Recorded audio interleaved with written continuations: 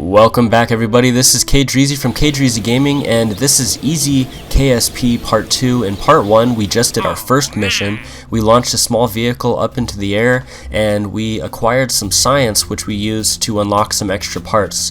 And what I'm doing right now is just unlocking a couple extra contracts, and these are very simple contracts. All you have to do is launch from the launch site or test from the launch site, and that is it.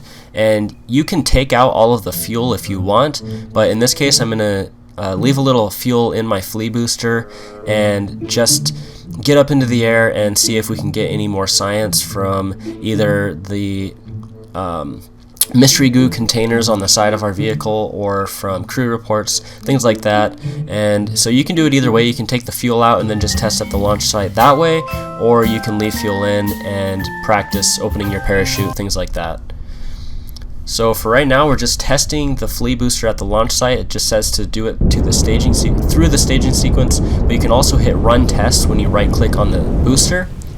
So that's what we did, and I am just going to check, see if a crew report will get us any science, and it will. So you right click on the capsule and then hit run crew report, and then you save that data. And then once we get up to the peak and we start falling back down, we're just going to open up our parachute.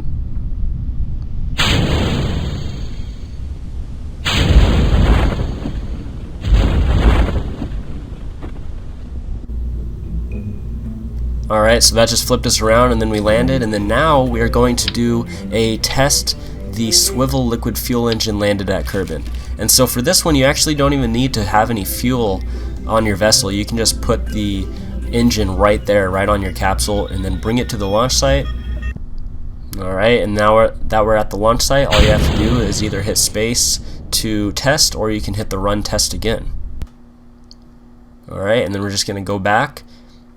Alright, and so now we got some extra funding and a little bit of reputation for successfully completing those.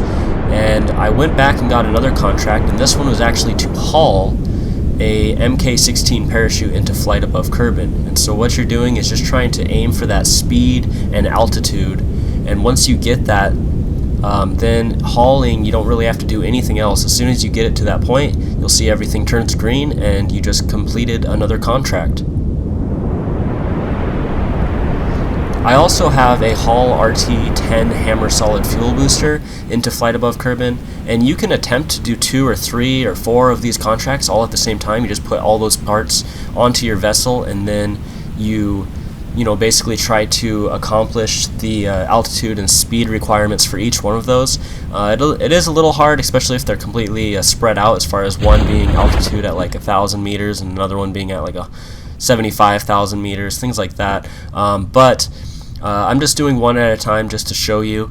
And all of these contracts, they're kind of random, and so you might not get all of the contracts that I get, and they might vary by altitude or speed, all that kind of stuff. So just do as many as you can and get that money saved up. And actually, when you land in the ocean, what you can do is you can go over and hit EVA as long as your buildings are upgraded to allow you to do EVAs. And so you just basically take your astronaut out of the vessel and then have him do an EVA report, which will actually give you more science. So that's all I have for you guys today. Thank you for tuning in to EZ KSP. I hope this helped. And if you guys have any questions or comments, leave them in the comment section.